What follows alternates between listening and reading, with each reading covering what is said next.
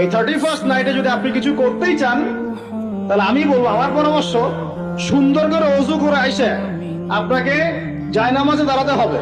দাঁড়ায় 2 রাকাত নামাজ পড়ে চিন্তা করবেন, আল্লাহ 1 বছর যে চলে গেল, আমি এই গত বছরে কি করলাম, দিনের জন্য কি করলাম, দুনিয়ার জন্য কি করলাম, পরিবারের জন্য কি করলাম, কতটুকু জ্ঞান অর্জন করলাম, কয়টা কোরআনের আয়াত শিখেছি 1 বছরে, কয়টা হাদিস শিখলাম, কয় ওয়াক্ত নামাজ ঠিক মতো পড়লাম, রমজানের সওম রেখেছিলাম কিনা, দান সদকা করেছিলাম কিনা, সৎ কাজে আদেশ করেছিলাম কিনা, অসৎ কাজে নিষেধ করেছিলাম কিনা, এই ফিকির করতে পারেন আপনি বসে বসে।